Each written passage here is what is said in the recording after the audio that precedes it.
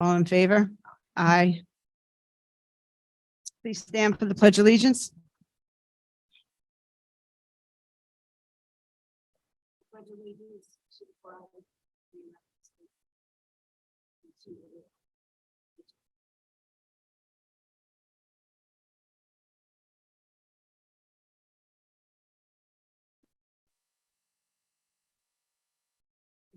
Okay.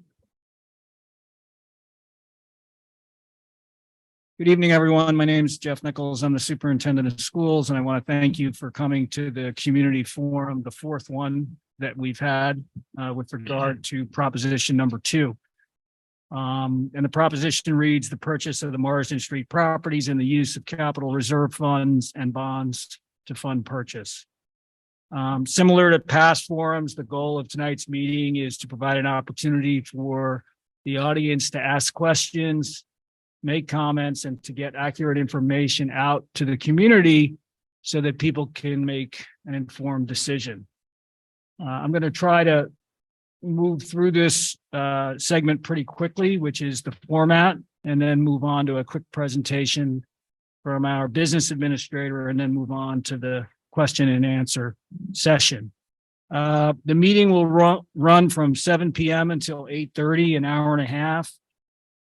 We're making a change similar to the way Southampton Town runs their meetings, which is that if you spoke at the last forum, I'm going to ask you to not speak until all those people who were not afforded the opportunity to speak at the last forum have the opportunity to speak. And if time permits, then we will take comments and questions from you. We're going to alternate, unlike the last forum, between live audience speakers and those who are attending remotely. So I will select the audience members who are here to speak, and Scott Fisher, our Director of Technology, will select the remote attendees to make their comments or ask their questions. We're going to keep the time limit to 2 minutes, as we did at the last meeting. And the way it will work for the live audience is the same it did the last time. To my left is the middle school, high school principal, Ms. Carriero. To my right, the Director of Pupil Personnel Services, Ms. Rodriguez Mora. When I call upon you to speak or comment, they will come to you with a microphone. You'll make your statement or ask your question, and then you'll sit down, and then they will move on to the next speaker. Few more comments. Due to pending litigation, on the advice of counsel, as was the case last time, the district will not be discussing matters pertaining to SECRA. Additionally, those persons who are involved in pending litigation, I suggest that you not speak or ask a question, because we're on the advice of counsel, not permitted to engage with you, and I would rather not say that publicly. So I'm just giving you advance notice. Brief history, August 26, 2021, Brian DeSessa, to my right, the then president of the Board of Education, contacts the program manager of the Community Preservation Fund, Lisa Combrink, and inquires as to whether or not there would be interest in partnering on the purchase of the Marsden Street properties. Fast forward 4 or 5 months to the spring of 2022. There's a series of meetings between Alex Kriegsman, a board member, myself, and Lisa Combrink, the then acting program manager of the Community Preservation Fund. Those meetings, probably 2 or 3 of them, result in an email that I received on April 18th from Lisa Combrink, stating that the town board had authorized an offer of $6 million towards the purchase. From April 18th through the summer months, the district is negotiating with the seller, as well as the Community Preservation Fund. The amount of the district's contribution changes a little bit during that time period, but ultimately in early September 2022, the district announces that they've come to terms on the 5th lot, a lot separate from the 4 that the district thought they were going to partner with CPF on. Once that announcement is made, there's a lot of community discussion about the deal. The Community Preservation Fund had led us to believe that there would be a hearing in October. They led us to believe that at that time, the town board would take a vote. We thought it would be affirmative. We were operating on that basis. Unfortunately, discussions dragged on into February, at which point the district made a determination that partnering with the town and the CPF on this purchase was no longer the way to go, primarily because of the demands that the Community Preservation Fund was making on the district and the time delays associated with some of those demands. The last comment, after that meeting in February, the district sends out a letter on March 15th to the community, alerting them to the fact that this proposition 2, will be placed on the ballot and will be voted on May 16th. I followed up with a conversation with Jay Schneiderman and the town council or the town board on April 20th, because there was some talk in the community that the CPF and the town would step in should the vote not pass.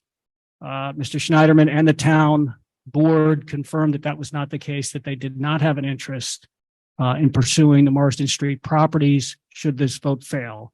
So I wanted to clarify that. Regarding the process, if the proposition passes, and this will probably come up tonight, we are no longer partnering with CPF, so we're not restricted in what we can do with those properties. So if in fact the proposition passes, the district plans to consult with existing committees, standing committees, most notably the Educational Facilities Planning Committee, receive a list of priorities, many of which we already know, share those priorities with the community, solicit feedback from the community regarding how they would like to prioritize those priorities. And then the Board of Education will sit down, consider that feedback, and make a decision as to how to proceed. Some of the facility needs, and I mentioned this at the last meeting, that the Educational Facilities Planning Committee has brought up within the past year, have included expanding our current science facilities through the addition of a wet laboratory, the renovation and or replacement of the middle school, high school gymnasium. Those are just two that could dovetail with the Marsden Street properties or not, depending on how the district were to proceed. So with that, that's a summary, and I'm going to turn it over to our business administrator, Jennifer Buscemi, who's going to talk about the financial impact of the proposed bond referendum. Thank you. Okay. Hello, everyone. So Proposition 2 for the purchase of the Marsden Street properties authorizes the Board of Education to withdraw existing capital reserve funds in the amount of $3,425,000 and also issue bonds to fund the balance of $6 million. So approval of this proposition will not have any impact on the 23-24 budget or tax levy.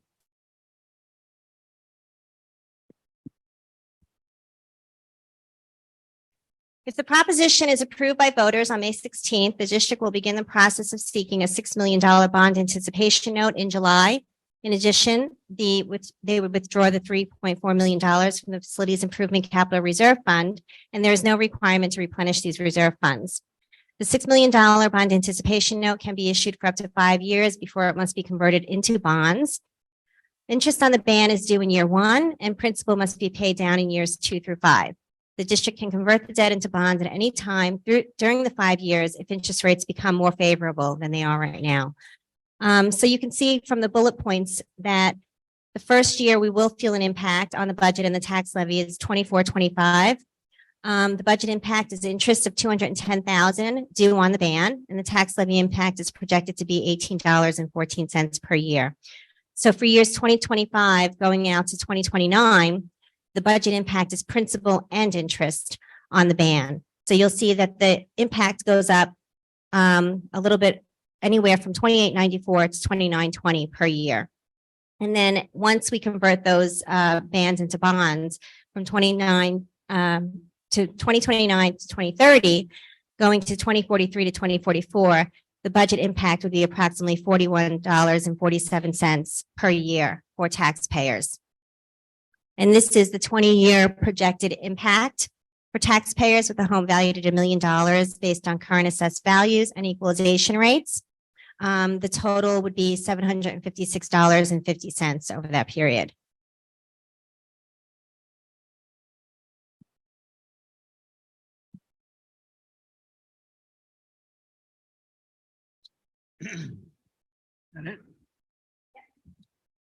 Thank you, Ms. Buscemi. So before we start with the question and answer comment section, I just want to encourage everybody to be respectful this evening. One of the things we always try to teach our students, especially as they get older, is that it's okay to agree to disagree agreeably. And so let's try to keep this cordial and informational, which is really the goal. So with that, let's start with our first question. And again, we're going to try to get to people who did not have an opportunity to ask a question at the last forum. Yes, the gentleman, dark coat. Hello. Mr. Nichols, in your interview with the Sag Harbor Express on May 3rd, you were asked how you intended to heal the divide that this upcoming vote has caused the community. What role do you think the Board of Education has played in this divisiveness that we all feel, and what could you have done better? It's a tough one because I think that this is an issue that has raised emotions on both sides. And so I've always thought that our responsibility, being the school administrators, the school community, the teachers, the Board of Education, is to be honest and transparent with the community, and then let democracy decide how to proceed in terms of a vote. I'm not sure that I can speak in a substantive way to specific things I would do because I don't want to sound arrogant in thinking that I can solve problems that are perhaps outside of my purview. But I think one of the things to do is to continue to be transparent, honest, as inclusive as possible in our communications with the community. And some people think we may have not done that thus far. But my thought is that we can continue to endeavor to do that and to the best we can, to the best of our ability. So that'd be my answer. Yeah, we're going to alternate. So Mr. Fisher, who's behind the black curtain on the stage, Wizard of Oz, do you have anybody online who wants to ask a question?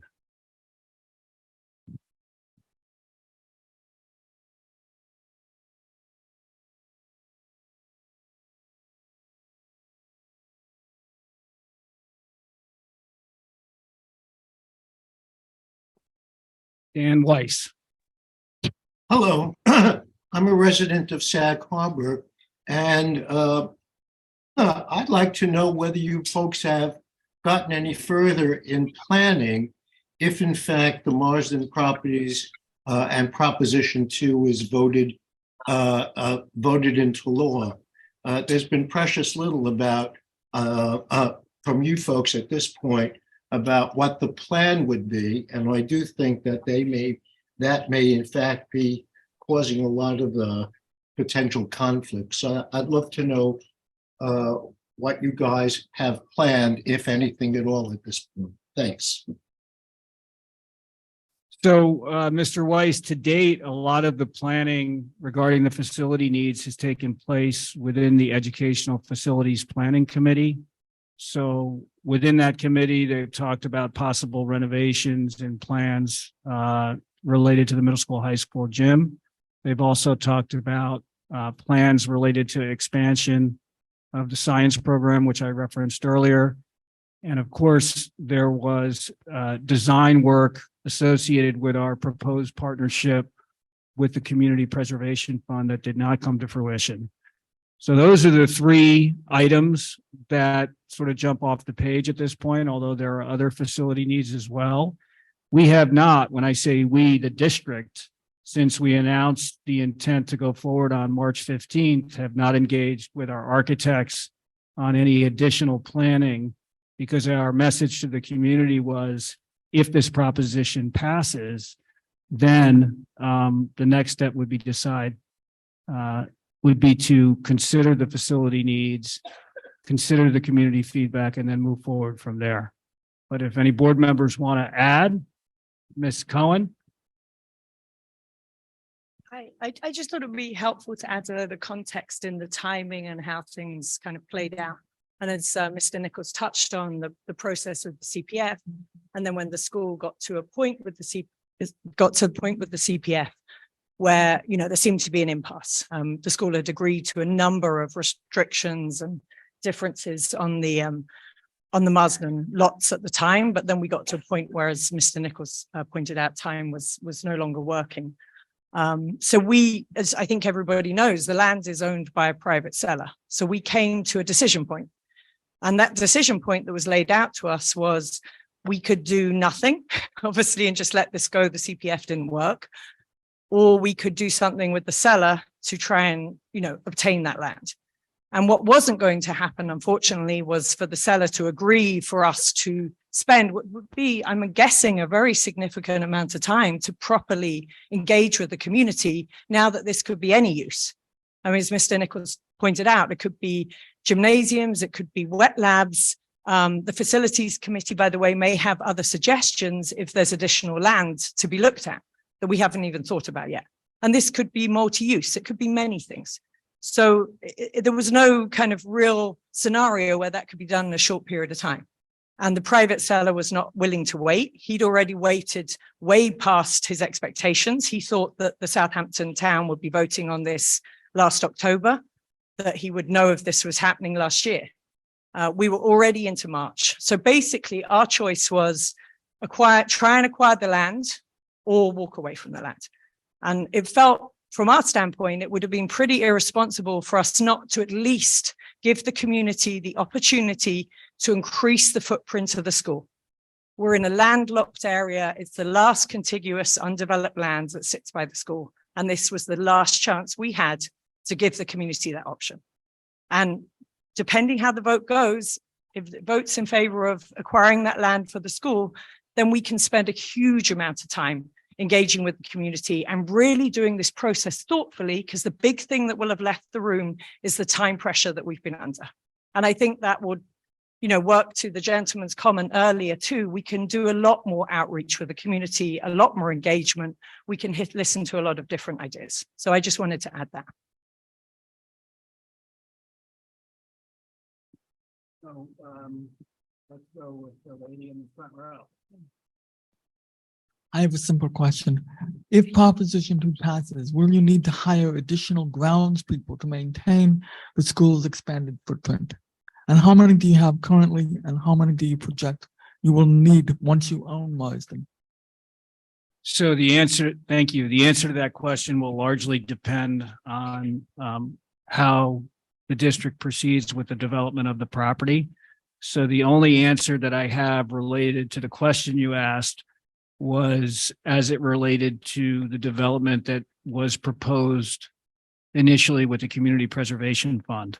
So we had consulted at that time with our director of facilities, and he had suggested that an additional 0.5, which is a half-time position, would be required should we have moved forward at that time with developing those properties into fields. Obviously, the answer is different. Should there be a building there, a science lab, a gymnasium, or something of that nature, but that would all come out in the planning process that would be shared with the community as part of the next step and consideration of how to proceed. Mr. Fisher.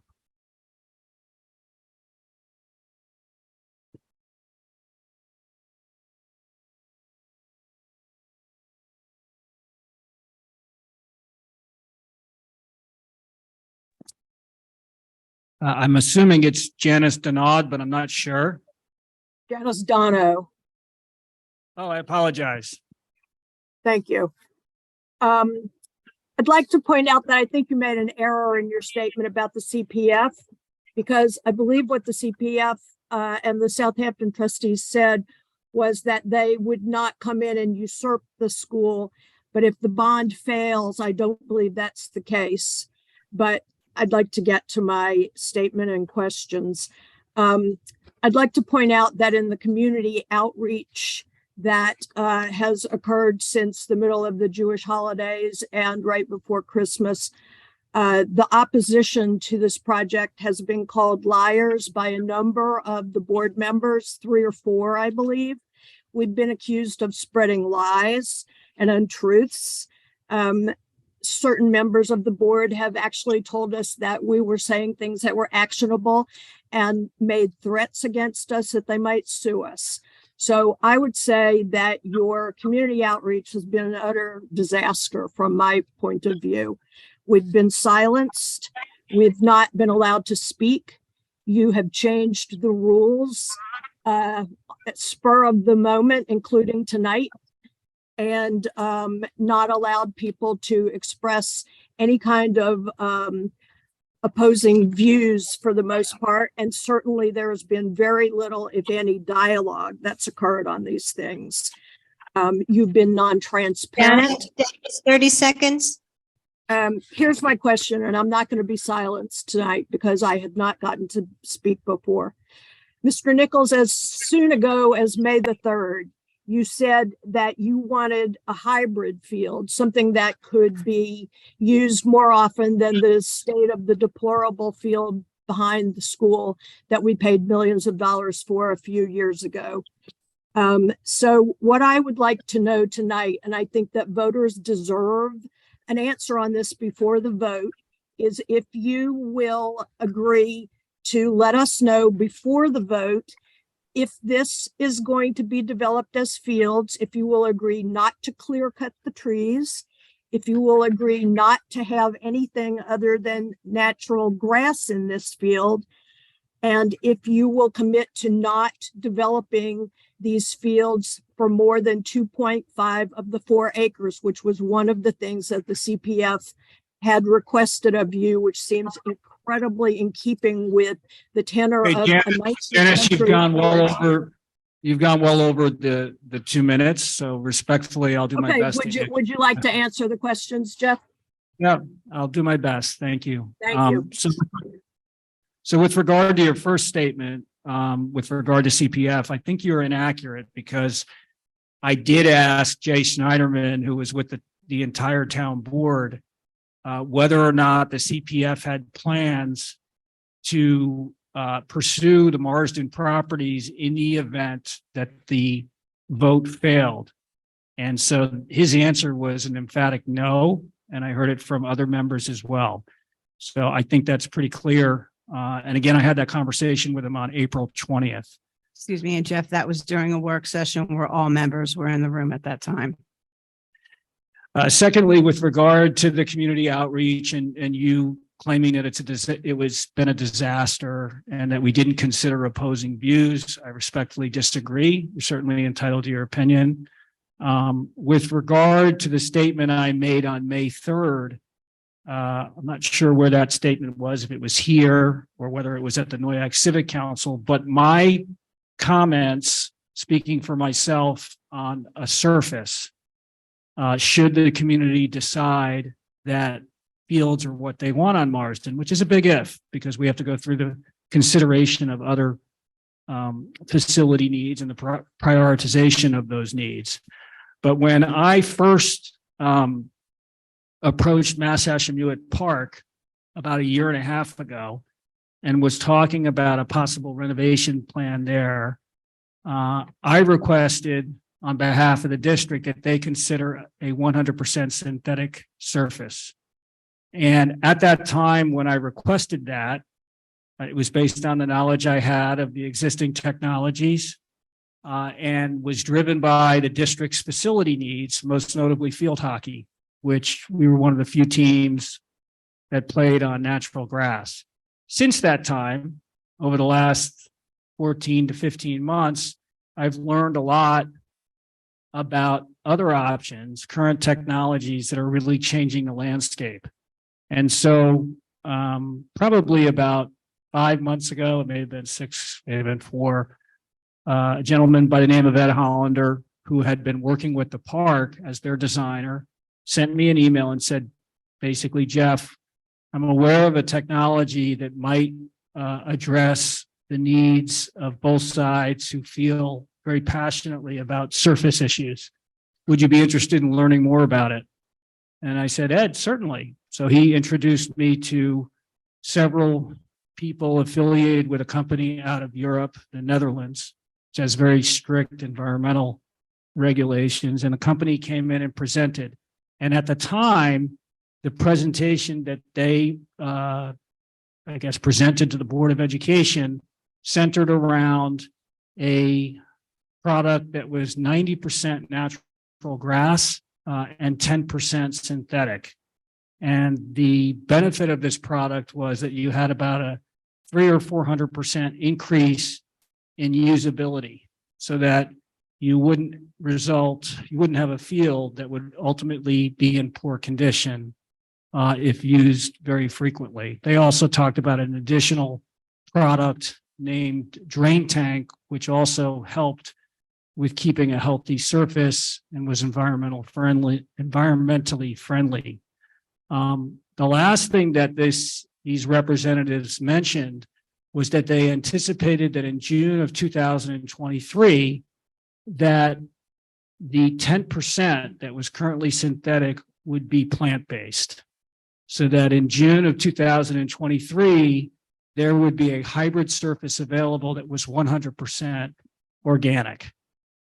And so from my perspective, speaking for myself, that seems like a home run, that we can have a surface, if it ends up being a field, which is a big if, that has increased playability, is 100% organic and not synthetic. But I'm only the superintendent and I'm speaking for myself. If there are any other board members who want to weigh in with their thoughts, feel free.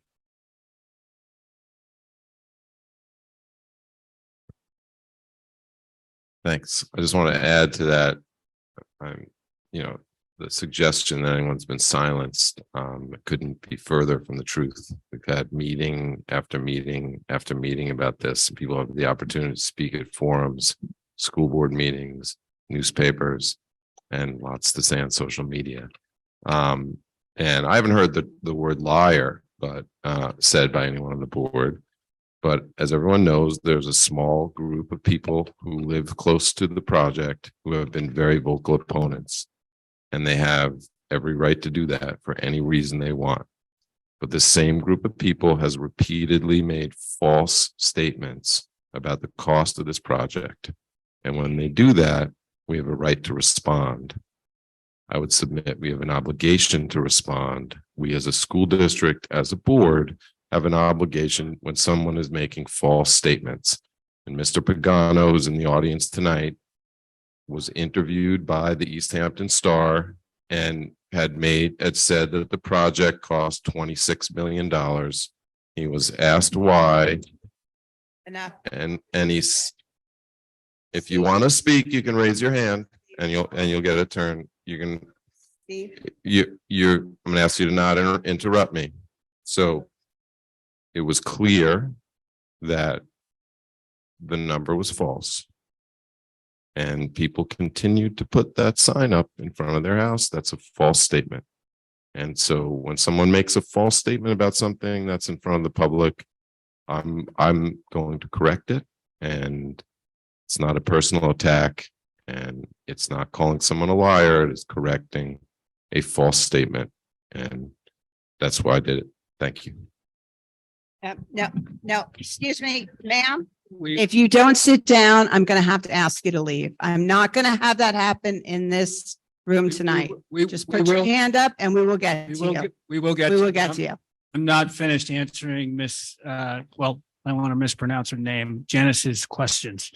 So her last question was whether or not the district was willing to commit to only developing 2.5 acres of the 3.7. And I would suggest that we're not ready to make that commitment. We're buying 3.7 acres of land. I see no reason to commit to 2.5 acres of development at this time.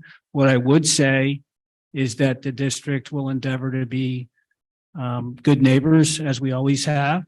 And should this proposition pass, through our outreach and our planning, we're going to try to be as sensitive to the current aesthetic of the community as possible. So we can move on to the next question. That was a remote question. So why don't I go to the woman who had raised her hand? Yeah, come on. Yeah. I just want to ask, why is it okay? You know, we moved here 2.5 years ago. This is our home. We love it. We love the community. We love the school. Obviously, we moved here across from a school. But ever since this has started, we have been called so many things. It's been very disheartening to live across from this school, and disappointing that we've been told by a board member that if we don't like kids, we should just move. I mean, we've spent years, you know, saving and trying to do our best to come here to live in a community that we love. And, you know, it's been a dream of ours to do this. And now we're getting bashed because we don't agree with putting a parking lot. I know you say that's not going to happen, but we don't believe that. And a field, you know, I mean, it's just been so disturbing to us what has been happening. And, you know, really when we were told to leave if we didn't like it, that just was the last straw for us. I mean, Deborah, 30 seconds. that's it. I'd like to know why we were told that to leave if we don't like what's happening. How is that a community?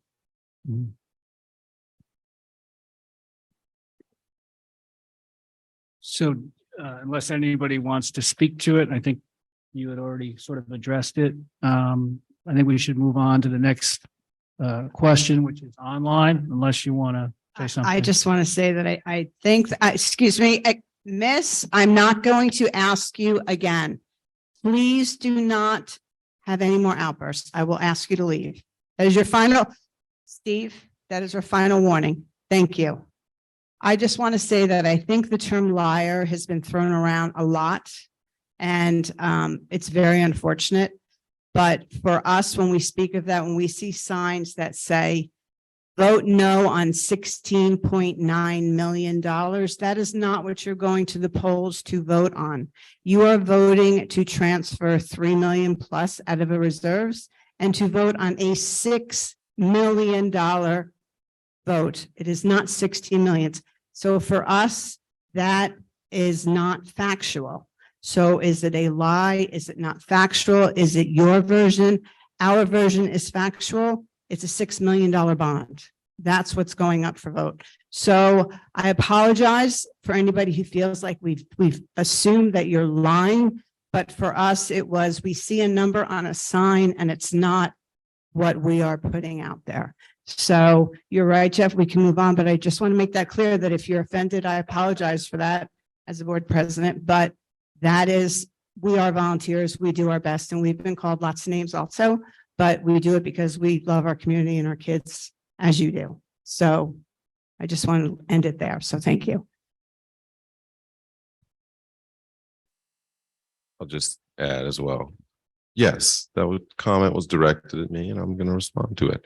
We had a meeting in the fall and I don't remember his name, but one of the neighbors called up and said he had a property that bordered the lots and was concerned about the impact on his property and enjoyment of the property and the community. And I responded, as did other board members, saying that we appreciated that and respected that and would do everything that we could to be good neighbors. I have not heard a lot of comments like that though. And when the comments are instead, saying numbers that are not true or other things, we can respond to that substantively. And, everyone has a right to come and express an opinion, but you can't just express an opinion and then expect there to not to be a substantive response from the school. So I would say that we are back to online question. We are. Mr. Fisher?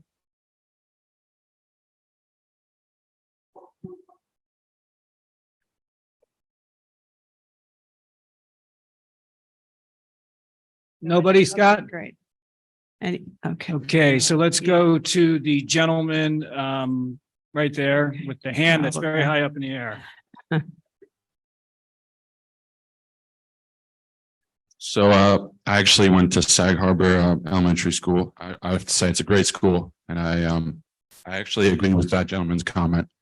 I was going to make that comment, but I'm also very frustrated. How do we get Mr. Kriegsman to stop making false statements, including ridiculous accusations against my parents? Mr. Kriegsman said my mother only talks about how much money she has. Does he now stand by that statement?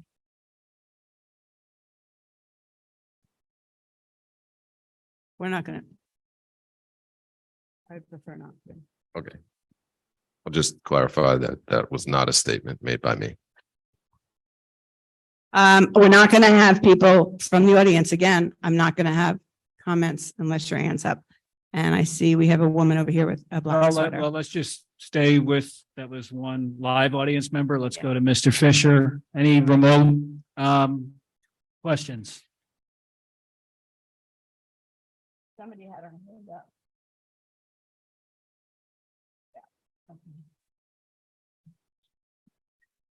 Hi there. My question is, can everyone hear me? Yes. Okay, great. My name is Susan. My question is, I understand this is for the lot adjacent to the middle and high school, Pearson. Will whatever you decide to use the land for also be available and appropriate for the elementary school? Yes, the facility needs committee, the educational facilities needs committee is a K through 12, pre-K through 12 committee. So they're focused on all of the facility needs. So whatever is decided will address the entire pre-K through 12 population after consideration of what the committee comes out with. What we've mentioned thus far in terms of the middle school, high school, gymnasium, fields, and the science department expansion happened to pertain to grades 6 through 12. But I anticipate that the facilities committee also has facility needs pertaining to pre-K through 5, and probably more specifically K or 1 through 5, since we recently completed the Sag Harbor Learning Center, which addresses our pre-K population. So the next one would be an audience member. I just want black sweater. I called on before. Okay, yes. Thank you. Thank you very much. I'm Susan Sprott, and I think we're all here and we all recognize that we're here because we all love this community. All of us do. And we want, after May 16th, to come together and support the best choice. I kind of feel that part of the problem of our board here is that you have a bond for the purchase of property, but your community, the whole community, doesn't know what the intention is, which means that we don't know what the final cost will be to us. And that may be a dilemma that you can't solve.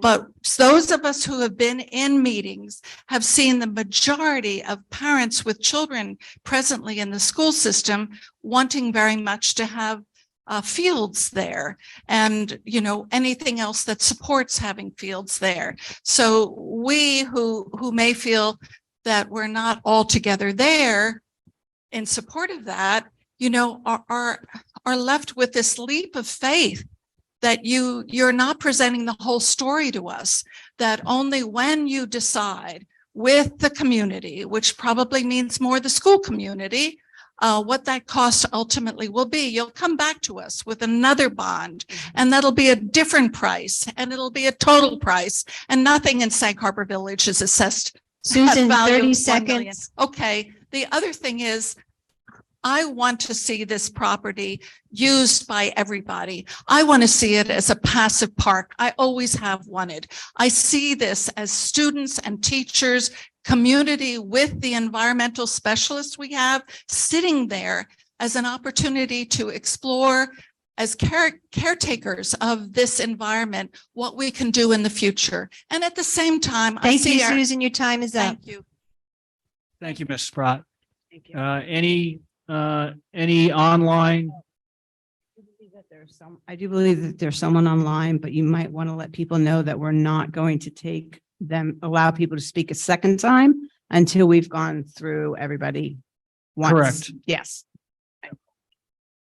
Correct. So we sort of lost sight of that. I'm assuming that we're calling on people who did not speak during the first forum. Would you like to respond, Grania or Brian? All right, it's Grania. Oh, here comes Vanna.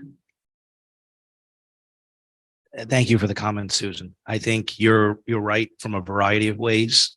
Just as some of the speakers tonight has to also be part of healing the community in terms of trust. So I understand the hesitation from people in opposition here because we don't know what the ultimate project is going to be. We don't know what the ultimate budget is going to be on a development in the future. We know what the budget is for the acquisition of the property, which is a $6 million bond. As Grania had said earlier, though, because of the way this has unfolded and because of how things fell apart with CPF, it opens up a variety of doors for a landlocked school. So there is an element of us asking you and asking all taxpayers and voters that there will be trust and there will be transparency going forward. And I understand there's some hesitation because there's concerns from people in this room and people online as to how this process unfolded. And I can say we can only work our best to be transparent for that next process when the vote is successful. But until there's those plans in place and until we go forward, we can't solve that problem for you. And the same question, I'm sure, is in the heads of many people out there, both here and online, when they go to vote. You know, we're not asking you to vote with an open checkbook on anything. We're asking you to vote for a bond of 6 million. And then the rest of it will have to come at a later date. I can't tell you when that's going to be. I can tell you there's no plan that we have under the table that as soon as the vote passes, we're going to say this is what we're doing here. That's not the case. It was a reflect after CPF fell apart, in my own point of view, there was a reflection that now we're not restricted. Now this could be some other things. Now there's a whole school of facility needs, whether it be, a field house, whether it be a gym, whether it be additional buildings. That opened up. So that was kind of a, not a surprise, but a pleasantry for the board because now you're not restricted to one use. I understand the passive park use, but we're here where we are trying to make the best decisions that we can. And ultimately the voters on next Tuesday are going to make that decision as to whether they believe in it or not. And again, at some future date as to whatever those plans are going to be. Grania, did you want to add to that? Yeah, I mean, I just say, Ms. Brett, that, everybody would be involved. This isn't the school parents making a decision. This is a community and every person has one vote. I have one vote, you have one vote, everybody has one vote. And it would very much be community outreach to everybody on what is going to be there. And, maybe the field behind the school makes more sense. Maybe other things make more sense. Wet labs, lots of things, multi-use. There's a whole litany of things.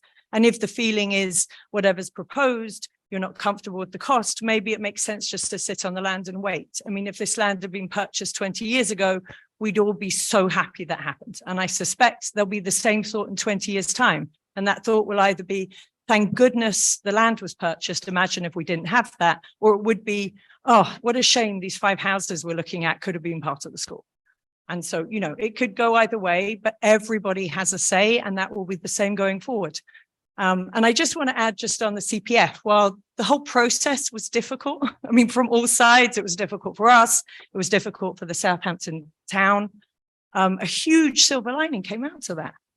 The CPF through the Southampton Town Board are now in discussions with Mashasha Park and they're discussing about purchasing development rights from the park in order to help fund the park for renovations. Now, if they're successful with that, and obviously we're not directly involved because that is a discussion between the park board, which is a private entity, and the Southampton Town Board, who manage the CPF. But if those discussions are successful, and we've heard that early stage is very, very promising, then that is going to be an enormous thing for the entire community. And I know people have been upset in the past about some of the use of CPF funds not being access to everybody. I mean, Mash Park is, I don't know who would be upset about that. I mean, that would be wonderful for everybody. And that would actually take a huge weight off the school too. And that would mean we could move forward and look at this in really good ways. And, you know, I honestly think as contentious as this has got, you know, we're 7 members of a board who all have very different opinions. And we try and work towards consensus. We don't always, but we respect the majority. And that's the same thing in the community. We all get one vote. We hopefully understand at the end of the day, whatever the decision is. But you know, it's good that the community really understands what's on the vote now, and there will be complete transparency and total outreach if the vote passes. And there'll be a long process to go through all of that and get everybody's input, and nothing will get done until there's a second vote. Mr. Fisher, are there any online attendees who have not spoken or asked a comment during community forum number 3? No. So with that, Alicia, did you speak at the last meeting? No?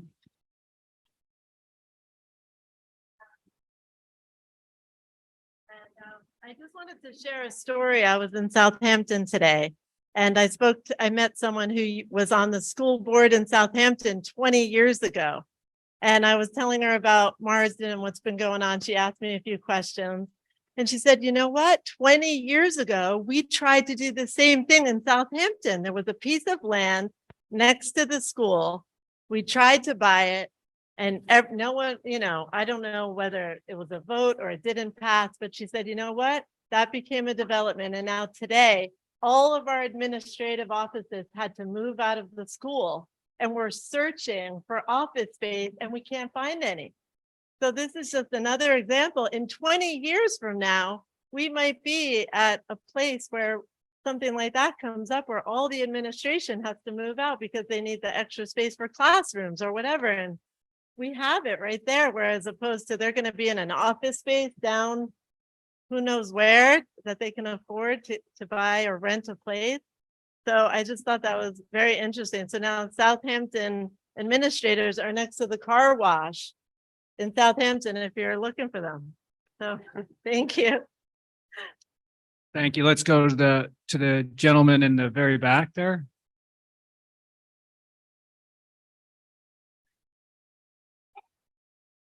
Mr. Nichols, members of the board, I'm Rob Calvert. I think some of you know that I'm a former high school and middle school teacher, former coach, member of the school board, architect, and have helped with strategic planning for schools. I assume when the property came up for sale, that strategically the board would have assessed whether to pursue it through CPF and the restrictions and expectations from CPF, or to pursue it on its own as it is doing now. And it made a decision to pursue with CPF funds, right? And it met those expectations with a pretty well-developed plan and a budget. And we were told it was a once-in-a-lifetime opportunity. And the board was committing to do a certain thing. And the budget for that included the price to build it and to do stormwater protection. And that's where a $16 million price came from.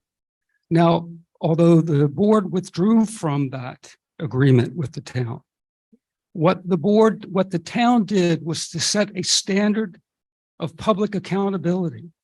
Now, some of that was related to the joint purchase agreement with the town, but the bulk of it, the spirit of that agreement set a standard about not just spending the money, what to spend it on and how to do it responsibly in that place. We are no longer have the CPF involved and the town involved. We have the public. We do not have the same power to say, will you accept a similar set of responsibilities and accountability? That's where the frustration comes from. So I think there's a disagreement in this group with expectations about what you were prepared to spend money on and what was a tremendous priority, and the distrust that emerges from it now because we have money for the acquisition. Thank you, sir. Thank you very much. Thank you. So Hi, Jim. Thank you. I'll comment very quickly. You know, some people have said in the audience that the decision regarding CPF pulling out was politics, and I won't opine on that. But there's certainly people who think that. We received, as I went over earlier, an email on April 18th, 2022 from the program director of the Community Preservation Fund saying that they authorized $6 million to be used towards the purchase of the Marsden properties. And the understanding that we had with the Community Preservation Fund was that it was a mutual benefit. The school district would receive the $6 million and in return, build athletic fields that the community could use when not in use by our students. Subsequent to that email received on April 18th, 2022, we received a formal authorization letter from the town of Southampton in June of 2022, formalizing the offer. When we announced in September that we went to contract on one lot, things just bubbled up to the surface, and what we thought was a done deal all of a sudden was not. And from my perspective, after September, the goalpost changed multiple times. And to your question or to your comment, when $6 million is removed from an equation, and that equation had multiple restrictions attached to it and intended uses, then the whole equation changes should we move forward on our own. And that may not satisfy your comment or question, but that's the way I feel. If anybody else wants to answer. Yeah, and I would just also add in response to your question and also Ms. Brott's comments, the piece about accountability and you're not sure you don't trust it because you don't know what it's going to be. I understand that, but let's remember that everyone is going to be able to vote on any subsequent bond that comes up. So I can understand why there might be hesitation about what it's going to be, but that I don't think is a justifiable reason or I shouldn't say that, but I think that just remember you have another bite at that apple. So if you want the land to be acquired by the school, that's what's at issue now. If you're not sure what it's going to become, then afterwards, if Proposition 2 passes, the point would be to have community input. And then if more money is needed, which, depending on what it is, then more money would be needed in a bond, and you'll have another opportunity to vote on that bond. I think just to answer your question, there's still going to be accountability. There's still going to be whatever that becomes. Work with the village for stormwater prevention, work with the neighbors because it's the right thing to do from this board, whether it's a buffer, whether it's screening. Once we know what that is, an ultimate plan can be developed. So I don't think anyone's saying we're looking to skate accountability by buying this. I'm certainly not. I know most of the people here are not. And it's going to be, once we have that plan, how do we heal? How do we work positively with the immediately impacted neighbors? How do we work with the village? There's been conversations with the village from the previous plan. There'll be conversations with the village from the plan going forward with stormwater prevention and other means. The state will be involved. There's a variety of factors that will still be considered once that plan is determined and then a plan is put in place. So everything, all the factors that you listed will be part of the next plan in terms of environmental issues, in terms of buffers, in terms of how the property will be developed once we understand what that development is going to be.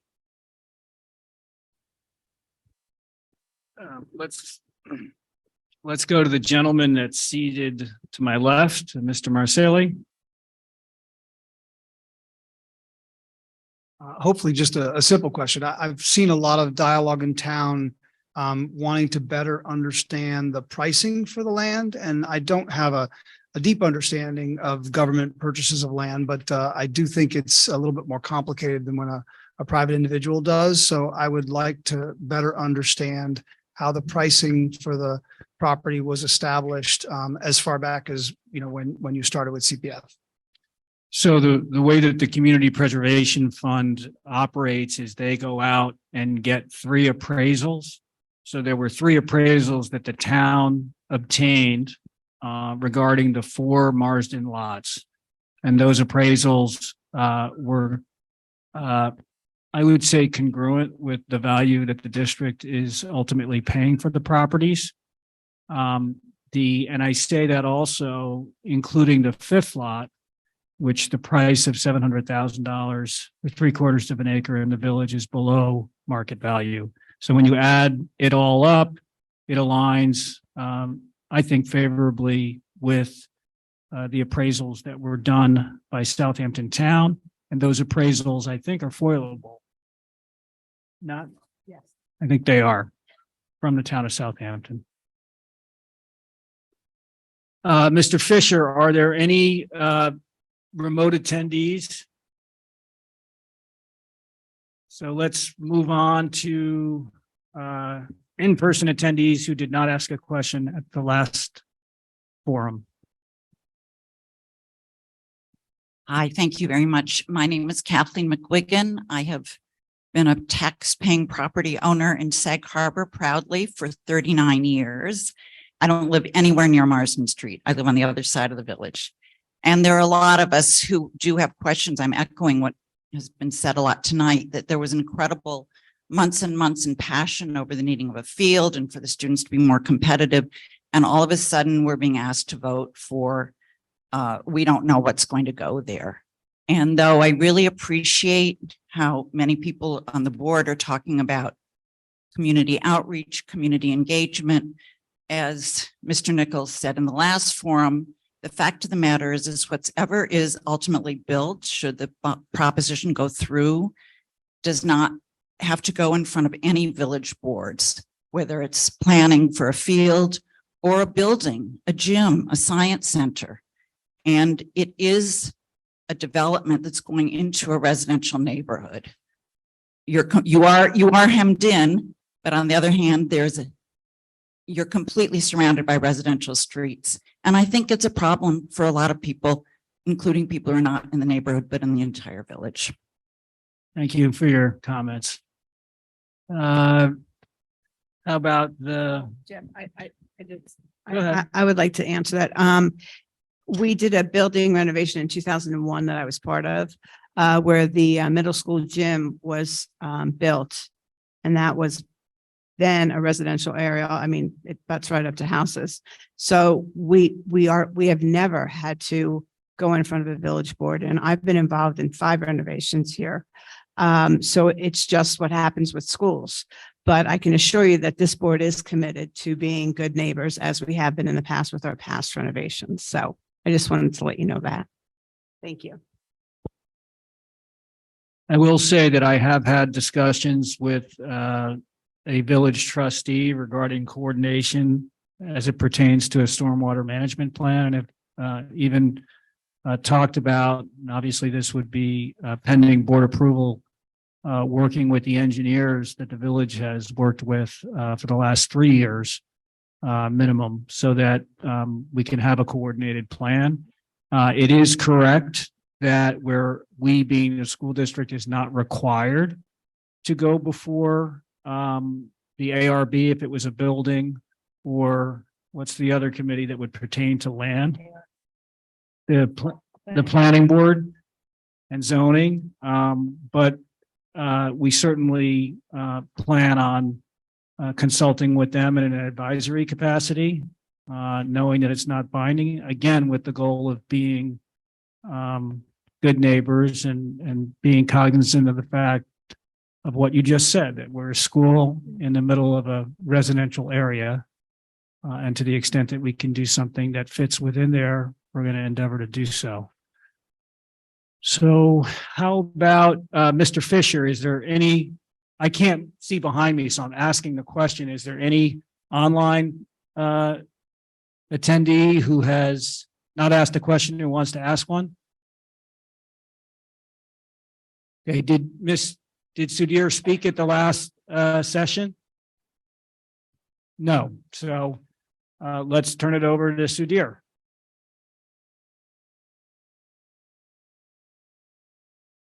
Hi, everybody. Superintendent Nichols, can you hear me okay? Yeah, we can all hear you well. I just wanted to express my support. First, say thank you to everyone. I'm not sure what my camera is working. If it's not, I apologize. I just wanted to thank you all for holding this meeting and getting this information out. I know in the last week I personally am in favor of the vote, and I wanted to give a thought for people, especially those who are on the fence. In the last week, I probably met a dozen or so folks who are interested in understanding a little more, who may be ambivalent about what the vote means and why it's important. And here's a thought that I would ask folks to consider. Sag Harbor has about 1/5 the amount of public open space for families that other communities have of similar standing. The 20% of the land that you need for healthy communities, open spaces of all kinds. And so we're kind of trapped here, and we're trapped in a place where everything is privatized, and it creates strange circumstances. One thing it creates is a lot of divisions that are unnecessary, where anytime land comes up, we're all fighting for it, for whatever it happens to be, housing, open access, parks, etc. It also means that 30 seconds, Sudhir, I apologize. Yeah, it also means that we're have to face a situation in which we rely on a school to purchase that land for us, which is lost on a lot of people. So I think this is a great decision because it takes land and it keeps it in the public, and it gives us all the ability to have a voice. And I think it's a courageous decision by the board. And to me, it's just the start of a dialogue. So I'm hoping that the vote goes through. I urge people to vote on it, in part because it takes private land and puts it in the public interest, which is really, really important for community vitality. Thank you. Thank you. Let's go to the next audience member. How about, yes, I'm sorry to point, it's rude, but yeah. Thank you. My name is Laura Auerbach. I've lived in Sag Harbor for over 20 years. I've raised 3 children here. And I'm here tonight to ask some important questions on behalf of the children, on behalf of our kids. I want to zoom out for a minute and talk about facility planning funds and how the school decides to allocate the different facility planning funds and whether this is a wise decision to spend this much money. At the last community forum, you were asked to list the school's top 5 facility needs. You were only able to list 4: the gym, the science program, athletic fields, and parking. You did not mention securing hot food lunches for our elementary school students, with food insecurity as one of those top 5 needs, which really is very surprising to me. Why is the hot lunch program not as urgent a priority for the school as other needs that you have listed? Certainly that does use facility planning money. I would also add a 6th facility need, and I'd like you to reply to this, as I'd like you to reply to the other questions. These are questions, not statements. Considering all the current shootings, why are we not improving the safety of our non-compliant existing facilities to meet the suggested national compliance with these regulations? I hope you have some good concrete answers, as all our children deserve the very best. Thank you. Thank you. So I'll touch upon the security issue, which is the last question you had. So the district has always focused on security, and I had mentioned it I think the NOIAC meeting, perhaps not, that over the last 7 years, we've spent roughly $1 million on infrastructure related to security in terms of cameras and other security infrastructure pieces. Having said that, with the national climate, as you referenced, I almost feel like we can never do enough. So this past summer, the administrative team, the building principals, and myself met with several consultants to come in and look at all of our buildings to see what we can do to improve it. And the Board of Education ultimately approved the consultant who's currently doing an assessment of our security program pre-K through 12. And that assessment is focused on a couple of areas. One obviously is the infrastructure, cameras, burglar alarms, making sure that the technology in the district is properly aligned, because some of it was installed in different times. And it's important that that it's aligned and is working properly. Another area that the consultant is working on is staffing, looking at proper staffing levels for the district. When I came to Sag Harbor 25 years ago, we didn't have a security guard, and it was a big argument with the community to hire one. And we've made strides, and we have security personnel in all the buildings, but the district and the community really needs to re-examine our commitment to security, not only during the school day, but after hours and on weekends. And right now that's an area of focus that I think we need to pay attention to, and I think will be included in the report that's forthcoming. A concrete example of a recent change we made is that the entrance to the middle school, high school was changed, and a letter was sent out roughly a week or two ago, changing the entry requirements, which is a small example of concrete changes that we're making. And I think there'll be significant changes once the report is received and considered by the board moving forward in all the areas I just addressed. Regarding your earlier comments about lunch and food insecurity, the district, and I think Ms. Sobey sort of spoke to this during the last meeting, has made significant progress with food availability for students in the elementary school. So right now, at the middle school, high school, there are 3 lunch periods, and students are able to purchase food at Pearson, which includes hot food. A couple of years ago, there was very little or no options at the elementary school. We've implemented a grab and go program that feeds between 80 to 120 students and addresses all of our free and reduced lunch participants, which at the elementary school right now is 26%. So 26% of the elementary school population is classified as free and reduced lunch, and all of those students get meals every day from the district. So the question that I haven't answered yet is, what about the priority as it relates to hot food? And what are the challenges that the district from a facility perspective is looking at moving forward? So I'll lay them out for you. Right now, there is a kitchen that is, with a minimal investment, could be up and running to prepare hot food. And that kitchen is located in the basement of the Sag Harbor Learning Center. It was part of the renovation. The problem with that right now is a logistical problem as it relates to transporting the hot food to the elementary school, which you could address through trucks and things like that. But then we also have a facility issue related to the fact that there's no lunchroom right now in the elementary school.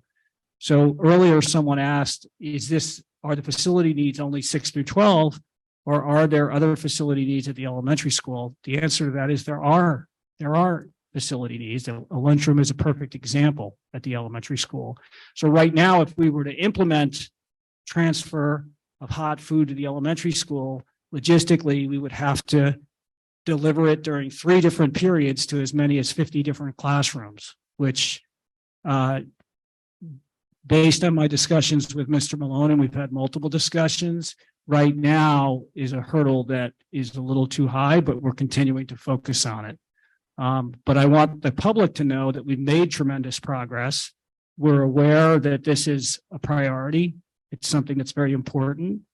And we'll continue to focus on it. You guys want to add anything? I would just add that to the extent folks think that it's priority to build a lunchroom, that is something that, I'm sure the community would listen to. That takes space. We don't have a lot of space, right? This is all what this is about, is we just don't have a lot of space. So if you think about logistically, in the elementary school footprint, the only space to really expand to is their field. So if you add more buildings there to accommodate lunchrooms, well, then they need to be able to play sports somewhere. So whatever Marsden might become, just adding to our footprint only helps give opportunities to kids, whatever those opportunities might be. Anyone else want to speak to the comment on the board? Mr. Fisher, anybody online who would like to ask a question who has not? No. So let's go to the person with the red SA chat.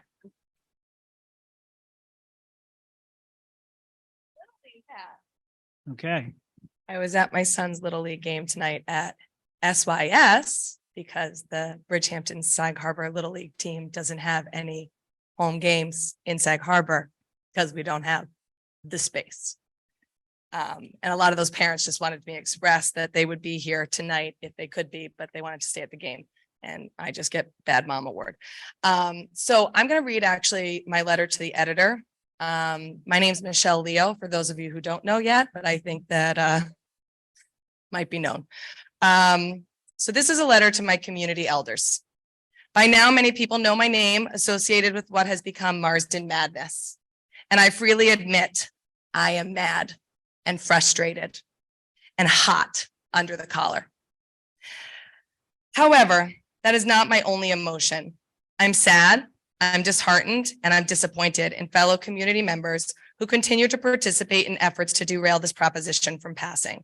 I continue to receive mailers in my mailbox that are inaccurate from the citizens of Sag Harbor. I am sad that people do not feel that our district, and by default our children, do not deserve this investment. I am disheartened by the lack of civic duty to our future generations, and I am disappointed that people do not feel responsible to care for this vulnerable population. So today I'm writing to the community elders, and I invite you to hear my cry. We care for vulnerable populations with different tax dollars. Income tax in this country goes towards a variety of social programs, Social Security being one of the highest recipients of our income tax dollars. This program cares for our elderly. Property taxes in this country predominantly go towards schools, which serve our children. Why in this district are our children not deserving of these dollars? I appreciate the fixed income concerns. I see that pensions can feel nerve-wracking and potentially not being enough in this ever increasingly expensive area to live in.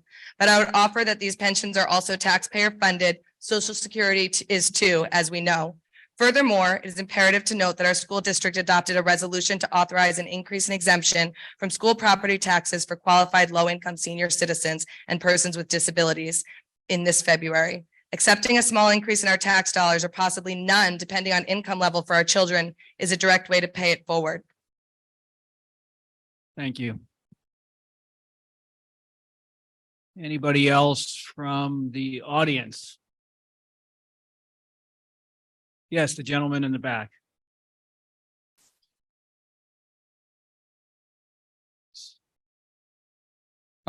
I just want to say that personally, and I think no matter what side of this issue you're on, we can all agree that the comments and targeting made by Mr. Kriegsman towards community members is distasteful, to say the least. And in the last community forum, Board of Education member Alex Kriegman attacked any resident opposed to the Marsden purchase, saying, quote, "If you don't like our kids, this wasn't the neighborhood," unquote. And that's certainly not the last or the first disrespectful comment made by Mr. Kriegsman, as we've seen tonight.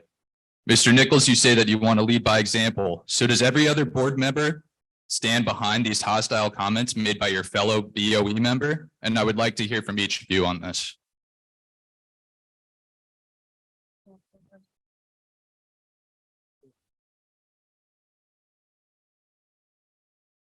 Oh, no, he didn't. I don't think he said his name, the gentleman. I'm going to say that we are volunteers up here. There are 7 people with 7 different personalities.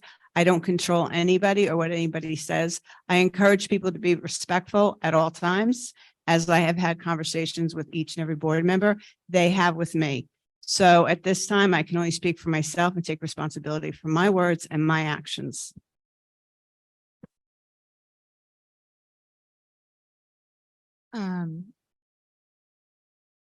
I think we've all had many conversations recently, whether it be Alex Griezmann or anyone else that I'm not going to name names, but we've all had different moments where we have made particular statements and used particular word choice, whether with intent or not. We're put on the spot a lot.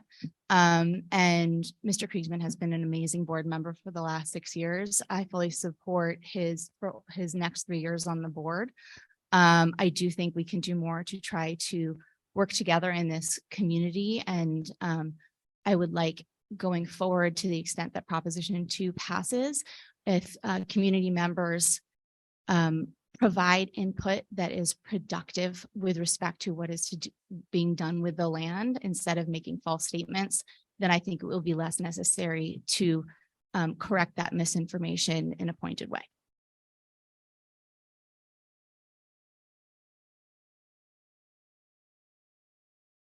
Okay. Do you want to make a comment, Ryan? I was just gonna mention I support, we're all volunteers up here and we're all working hard, doing our best to support our students and also the community. And at times there are challenging conversations and situations that we're put in. And I think everybody here is doing their best to do what is best for the community. So I do support Alex and all the board members. I think we've all done a great job. This is a challenging time, and just look to continue the process and try to start, healing as we move forward. I would like to make a comment because I was referenced as a superintendent or the superintendent and leading by example. And I just want to point out that I think the tenor and the heat of the debate has been raised for months now. And I've been on both sides of it and I've seen it from both sides. I was at a town board meeting. I don't remember which one with Sandy, and I thought the behavior of a lot of people who were present was not appropriate. Wasn't my place to point that out, but I thought it was less than acceptable from my perspective. And I've known Alex for 6 years now. I think he's a good person. And I think that that many of the points he's made in writing and speaking, take the points aside. I think that many of them are valid. Sometimes the tenor and tone can be a little harsh, but he's an individual, he's an adult. And I think that at the end of the day, going back to my original comment, I've seen it go both ways. And that's unfortunate and we need to move forward. But that's my take. I would just add something similar. I don't love any of the name calling in any of the directions. I mean, we, stood up to get elected and we, made ourselves, I guess, targets by doing that. But that doesn't, mean that we enjoy it. We've been called liars. We've been called underhanded. We've been called manipulative. I think somebody called us feckless recently. A lot of names have been thrown this way and I'm not reacting to any of them. And it's just what it is. I mean, even our teachers have been used as pawns in advertisements. I mean, there's an awful lot of things that are going on here. I totally support Alex as an amazing board member. I definitely have a different delivery and communication protocol than he does. That's where we may differ. But as far as his actions for this community and the amount of work he puts into this school, I think they are unbelievable. And I think he does a great job for all of us. And I just like to get back to, while the rhetoric is frustrating and a lot of it's happening online, what we have in front of us is an amazing opportunity. we have an amazing opportunity to increase the footprint of a landlocked public school. It's a public school. We're not a private school for a select few. We're a public school. You couldn't have a better safety system in a community than a great public school. And that's where kids, we're talking about food insecurity. I mean, Mr. Malone went from, you know, getting everybody into school during COVID, which was one of the few schools that managed that, to the first year out of COVID, getting food available for every child in that school. And he's a gem and a treasure. And we've been so blessed and so fortunate. And these things are absolutely wonderful. And on top of that, not just food, the school provides social workers. It provides teachers who look out for children. I mean, the list goes on and on and on. We are literally a public school that holds up a community. And that's so important and it's so wonderful. So I'd love to talk about the positives, and I'd love it if people stopped asking about the negatives. That would be wonderful. Well, I don't want to go into the clapping Well, mode. I want to be. hold on. I don't have much to add to that. I second Rania's comments on that. I would like to keep on topic though, because I just want to make a couple of comments to the public quickly before this wraps up. I'm not really, I don't like to get into combative arguments with people on things. I like to try to figure out and solve solutions to problems. I have been dismayed by the amount of misinformation that has been circulating online, and the name calling, or I want to say, or pointing out of people, especially on this board or other members of the community. I think it's not productive, and it doesn't solve any of the issues that we have here when we're talking about this subject or any other subject with the school, whether it's how we're solving our security issues, food, you know, what we do with our existing gym or facility needs. I can just say, from being on the facility committee, we have a litany of items that we're working on, and it's not lost on us any of these comments you made today about whether you have the cafeteria or the gymnasium or science labs or, you know, elementary school facilities. None of these things are lost on us. There's a large list of items that we're working on. Some of them, like say the security, we can't really discuss in public because of obvious reasons. But what I can say is that this Marsden lot opportunity is one that you're only going to get, and this school needs property to expand on. And when we talk about cost for what it may be, whether it's a gym or not, those facility needs are all going to come up at some point. The high school gymnasium is wrecked. It either needs to be torn down or significantly renovated, and that is going to be a cost. So when we're talking about the purchase of this property and whether we use it to build a gym or we help, you know, make a, you know, I'll say this from my own perspective, if we decide to do something where the middle school finally gets its real school, right, instead of this little wing that we have over here, it could be a lot of things. And so I just want to make sure that, you know, we're thinking about these holistically when we're talking about the small footprint that the school has and the opportunity that this offers. So I'm getting on a tangent, I'm sorry, but I have a lot going on, and I'm a planner. I think things. I'm an architect, and I look at things and we design things for future. And I look forward, because I've worked on a lot of large projects. And what we usually do, just so people know, is when we look forward, we look 20 years in advance, 30 years in advance, and what the needs are going to be looking outward. We're not looking at something that's going to be, you know, tomorrow. And all of these these planners and architects that are in the audience understand that, and they know that. And it's not something that's going to happen overnight. And it's a phased process. It's not something that you're going to have 1,000 answers for right away. But we get this property. We can say it's a phase one. We develop and figure out what our facility needs are. We put those facility needs out for, you know, how they fit, if they fit on this property or they fit and how we arrange things in other ways. I mean, it could be that this thing becomes a field house or something else, and then we take down the old field house and we have field facilities there or something else. I don't know, who knows? But that is a process that's going to happen as we move forward. And I'm sorry for rambling, but I'm just like, the amount of BS that's happened in this over this issue in the community is really troubling to me. And I work on a lot of other things in the village with Village Hall on what we do as on a larger scale. And I have to say that it's seeped in to this as well. So I'm going to stop it there, but if anybody else wants to talk, we can talk. So I just think that the rhetoric on all sides has been ratcheted up during this. It seemed to become a very emotional debate. And I think, you know, whether you're on our side, whether you're on another side, whether it's for or against, I think all sides have elevated this to a level that it shouldn't be, and it prevents healing in the community. And it also distracts from the issue.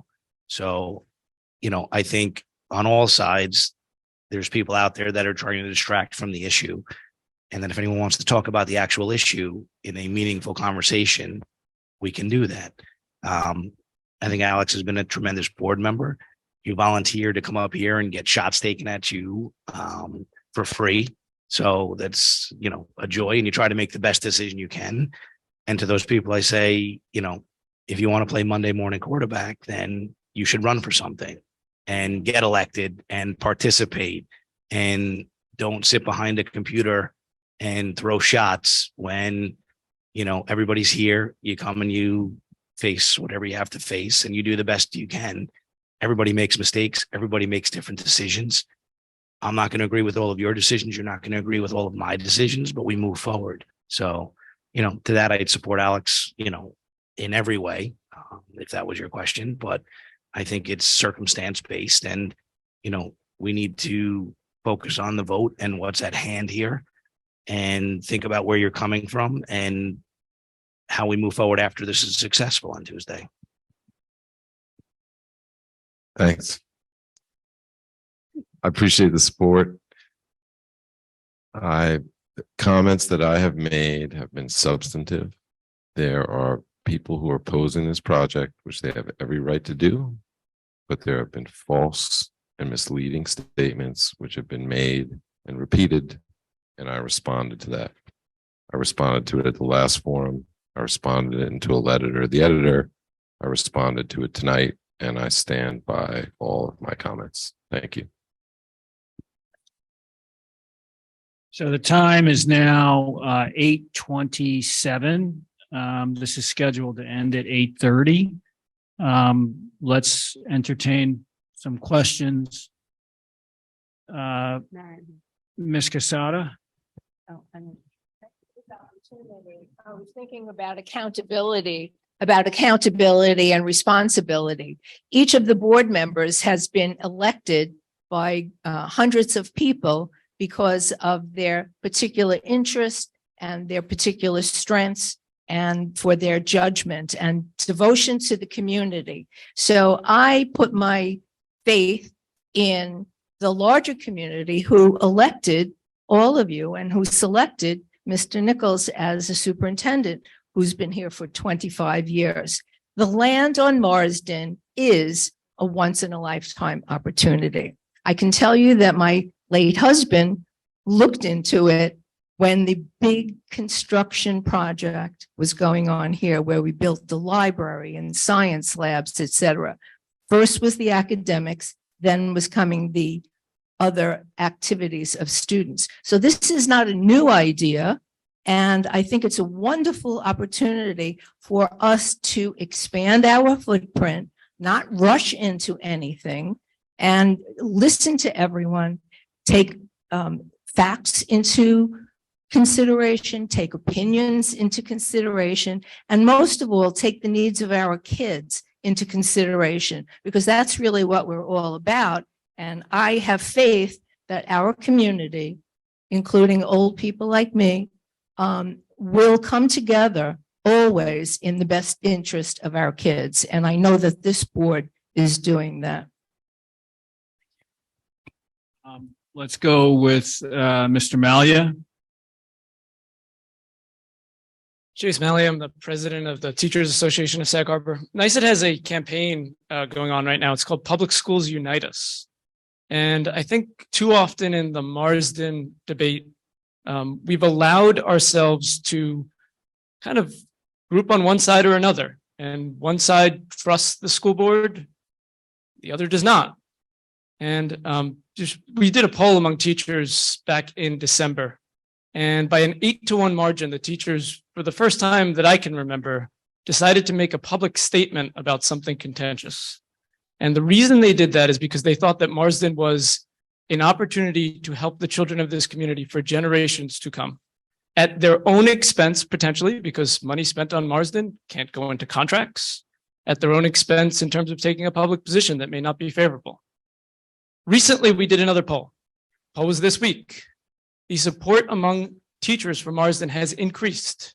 We are now at over 95% of teachers who support the Marsden acquisition. As a result of a lot of the public forums that we've had, teachers have become more informed and their concerns have been addressed by the school board. One of the reasons why the teachers trust the school board is because of what happened during COVID. During COVID, we have a school board that stands in front of you, many of the members who were on the school board back then, who, as one of the only school districts in New York State, shut down schools when it was appropriate to do so in March of 2020. They took a risk, a public risk to do so. They implemented ventilation in our schools to protect students. They protected teachers. They protected our community. And it's for this reason that the teachers support this school board. It's for this reason that the teachers trust the school board to put student safety first. And I ask that as a community, we start thinking about why are we as a community less united? And it's this issue of trust that we really need to think about. And I think the way we should address that issue is to think about the track record of the school board on student safety. Thank you. I think we're at 8:30 and we said we were going to end at 8:30.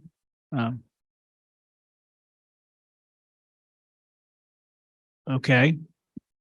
Is it someone who has not spoken? Mr. Fisher?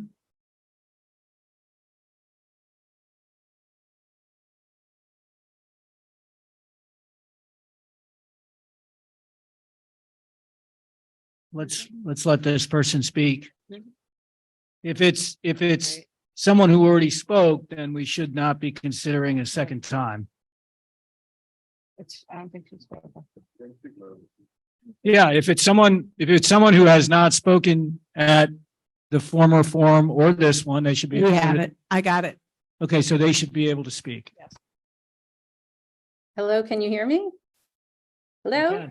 You hear me? Okay, thank you for letting me speak. That's correct. I didn't speak at the last forum. I'll be very brief. I do want to say that as someone who has a lot of reasons that I think there are problems with this particular solution to the athletic facility needs and this particular site, which I think is a really problematic site, it feels terrible to be told by people in a public position that my motivations are something other than what I'm saying they are.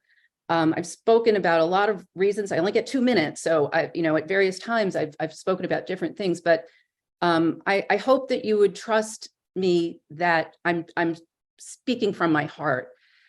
This is just a short question, and I just want to ask how optimistic you all feel about the ability to fund either all or part of the $13.5 million Mash Park project that's on hold.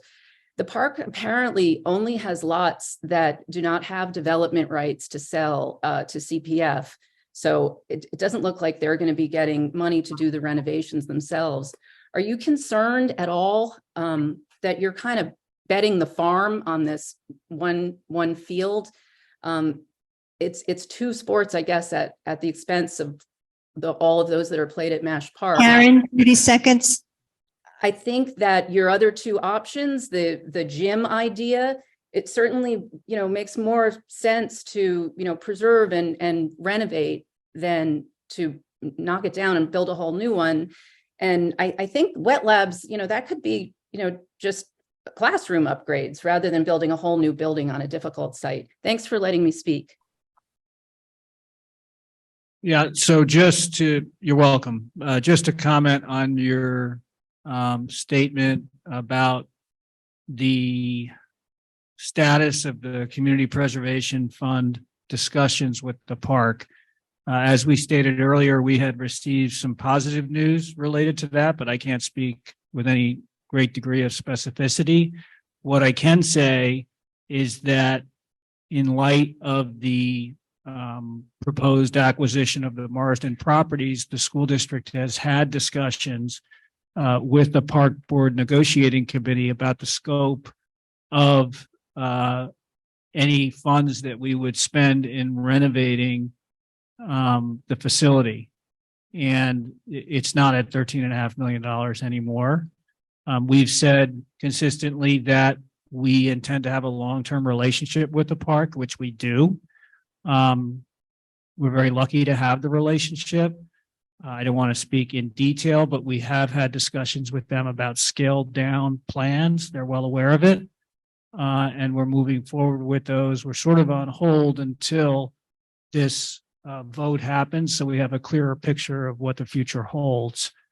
And with regard to your comments about whether it makes more sense to tear down a gymnasium or rebuild it, or whether or not a wet lab is simply a classroom upgrade, I could spend quite a lot of time on that. And in all honesty, I'm probably not equipped to speak to it with a great degree of authority. That's more of a question for the architects as we get into that in more detail.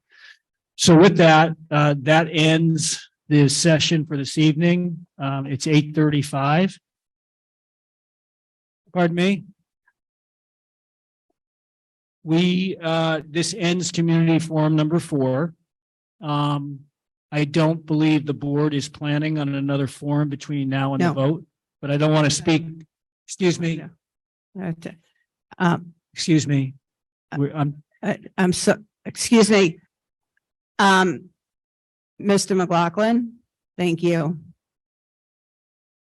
No. At this point, we're going to attempt to close the open forum. I'd like to thank everybody for coming this evening. I also would like to say that I look forward to the next 3 years with Mr. Marcelli, who actually left, and with Mr. Kriegsman by my side. And again, we are 7 people. We're volunteers. We do our best. We hope we've answered your questions enough to be able to go to the polls next Tuesday. We have worked very hard on our 4 propositions, and we hope you vote. So thank you. May I have a motion to close? All in favor? Aye.